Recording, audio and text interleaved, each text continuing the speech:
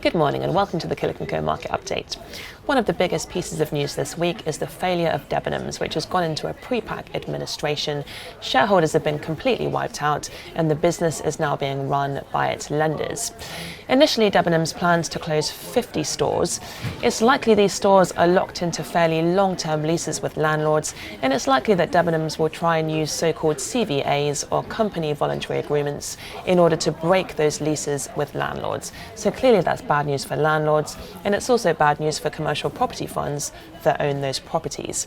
And we've seen an increasing number of these CVAs being used by different companies over the last couple of years as the retail sector has continued to struggle.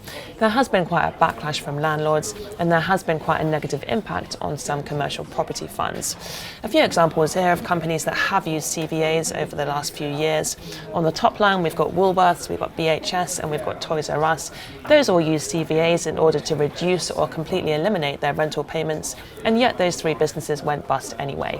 On the bottom line, we've got New Look, Carpetright and Mothercare. Those have all used CVAs. They're continuing to trade, but they are continuing to struggle. So this ongoing use of these CVA agreements is a continuing concern for landlords and commercial property funds within the UK. So on that note, let's have a look at the performance of some retail-focused commercial property funds over the last year. So on this slide, we've got Hammerson and Intu. Those two share prices down 36% and 52% respectively over the last 12 months. So very negative performance there indeed. And the reason for that is that those two funds are focused very heavily on the retail sector. On the other hand, there's another property trust called London Metric. That's very lowly exposed to the retail sector. Instead, it's chosen to focus more on other areas of commercial properties such as logistics, and that performance has been much better. The share price of London Metric was up 14% over the last 12 months. So we would really encourage anyone who owns commercial property funds to take a look at the types of property that is owned within those funds, and do feel free to give us a call if you would like to talk through your exposure to commercial property funds within the UK.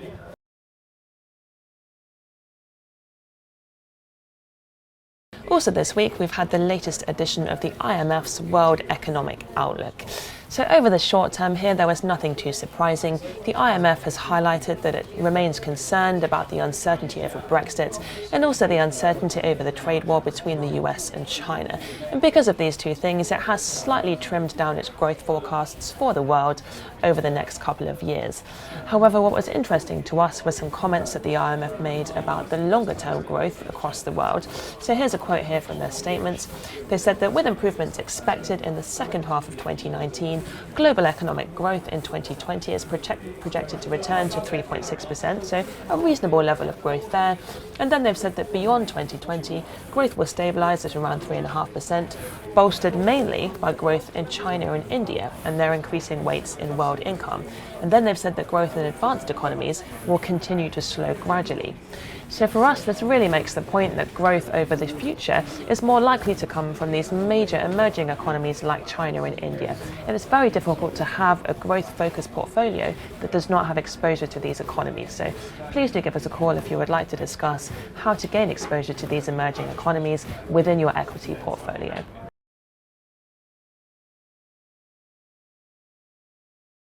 And last of all, last night we had an announcement from Uber saying it has filed for an IPO in the US. So this is one of the most highly anticipated initial public offerings of the last few years, and also it's one of the largest technology offerings we've ever had. Don't know the price yet that Uber's going to list at, but it is expected that the valuation of the company will be somewhere between $100 billion and $120 billion. So a very high valuation indeed, especially for a company that has yet to make a profit. Some concerns have been raised about the slowing growth of Uber's revenues over the last couple of years. So here's a chart that we've taken from the Financial Times. Now, as you can see, the dark blue is the revenue that Uber makes from ride sharing, its core business, and the lighter blue is the revenue made from Uber Eats, which is one of its newest growth areas. However, you can see that the revenue growth from both areas has really stalled over the last 3 quarters. So we're quite keen to hear what Uber says about its future growth rates and what it plans to do to maintain its growth rates in the face of so much competition. Now moving on to the week ahead, we're moving into earnings season again. Next week is quite a big one for the US banking sector, and we have got results coming out from Goldman Sachs, Citigroup and US Bancorp.